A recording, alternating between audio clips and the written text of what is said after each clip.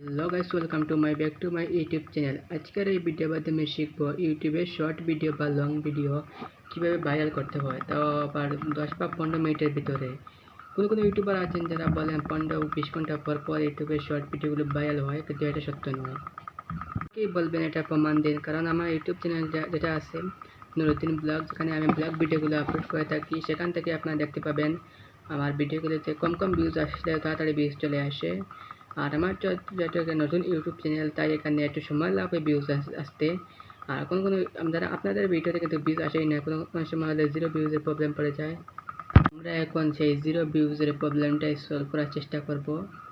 তো আজকের পার্টটাতে আমি 5টা ভাগে পার্ট করেছি, যে একসময় আমরা ভিডিও এডিট করব, তারপর ভিডিওগুলো আপলোড করব, আর শেষে বলে দেবো কোন টাইমে ভিডিওগুলো আপলোড করলে আপনার ভিডিওতে 300 ভিউজ চলে আসবে, তার চেয়ে বেশি ভিউজে চলে আসতে পারে।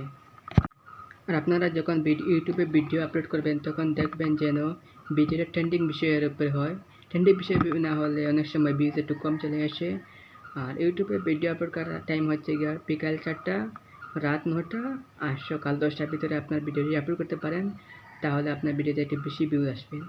আর দিন আপনারা অবশ্যই 1টি কি 2টি ভিডিও আপলোড করবেন, বেশি ভিডিও আপলোড করার দরকার নেই। এরকম কম করে ভিডিও আপলোড করবেন। আর ধীরে ধৈর্য রাখবেন, ধীরে ধীরে আপনার ইউটিউব ভিডিওতে ভিউজও আসবে, ধীরে ধীরে সাবস্ক্রাইবার আসবে। এখন আপনাকে কেমন না যেতে পারে। আর এই ভিডিও থেকে কিছু শিখতে পারলে একটা সাবস্ক্রাইব করে দিবেন, আর ভিডিওতে একটি লাইক করে দিতে ভুলবেন না। ধন্যবাদ।